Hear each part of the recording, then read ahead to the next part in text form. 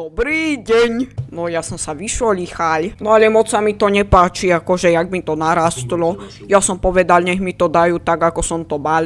Ale dali mi to úplne inak. No hrozné tieto kaderníctva na vidieku boli oveľa lepšie. No ja mám takú požiadavku. To asi zvládnete bez nabúrania. Sem iba na odťahovku kúsok, teda na garáž. Ja som síce povedal, že už nikdy, ale aspoň raz, dúfam, že nenabúrate. Tam pri tom bare, neviem, jak sa to tam volá, nejaké lietajúce čosi, tak tam majú. To ja nejdem v tomto. Toto som tak vedel. Bráňko, toto som vedel. Počkaj, Bráňko, odlož si to. Najbližšie kaderníctvo. Pri telefóne kozliak. Ahoj, prosím ťa, prídeš pre mňa. Ja som si to rozmyslel, celkom pekne máš to. No, dobre, aké máš plány? Prečo ideme ku kaderníkovi? No však sa na mňa pozrite a potom sa tú otázku zopakujte. Že tebe účasť nepomôže. Ako ja to myslím tak, že chápeš, no. No, tuto majú také dobré, kvalitné. Však také isté máš vlasy. A čo ste slepí? No, ja vás teraz budem volať tak inak, špeciálne po roku. Pán Valís. Volís. No, ja nemám prispôsobený jazyk na toto. Ujo Valís. Ujo Volís. Klapka, action!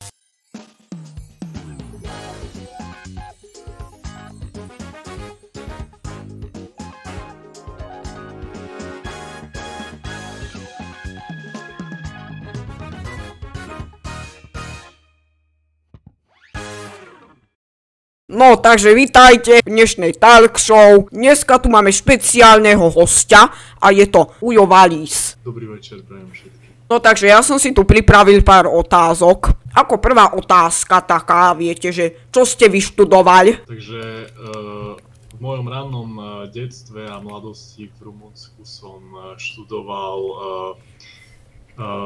veľa škôl. Manažment, marketing. No vidíte, no lebo viete, ja som vyštudoval matersku, no veľmi ťažké štúdium, vlastne potom cez toto štúdium som sa dostal až sem na vrchol kariéry. No a však my už sa tak dlhšie poznáme, že... No... Bránku, ty si riaditeľ s materskou školou. No, ja neviem, to nejako tak sa zbehlo. No, takže my už sa tak toľko rokov poznáme, toľko srandy. No ale ja mám takú otázku, som si pripravil, že kto ste? Martin Volís. No ale všetko. Aha, samozrejme, no som Martin Volís, narodil som sa v Rumunsku. To je kde? V Európe. Myslím, že to je v Európe. Tam som aj vyštudoval, potom som sa presťahoval do Ameriky. Hej, a ja som býval v Afrike tiež. No takže povedzte niečo, že aké to je v tej Bahame, viete, lebo ja neviem. Bahama je pod rekonštrukciou, takže ešte nebola otvorená, ale... No ale však tu boli nejakí ľudia. No áno, ale to bolo veľmi dávno a teraz chceme ešte, aby bola krajšia. No a čo by ste tam chceli prerobiť, lebo my chystáme takú novú reláciu. Vlastne bude sa to volať, hej, že budeme ochutnávať. No a že čo by ste nám také ponúkoli? Tak máme tu najlepšie koktejly z celého mesta. No a povedzte nám ešte niečo osobné. Máte deti? Áno, mám syna Leroya Volisa.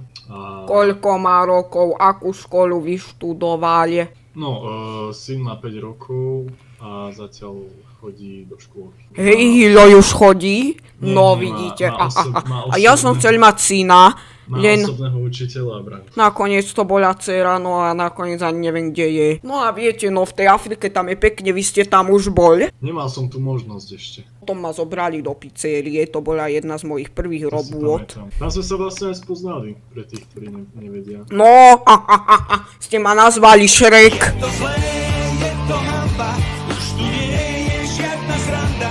Nervy v kýbli, hlava v smútku, tak čo s tým, no kto ho vie? Je to zlé, je to hanba, už tu nie je žiadna sranda. Nervy v kýbli, hlava v smútku, tak čo s tým, no kto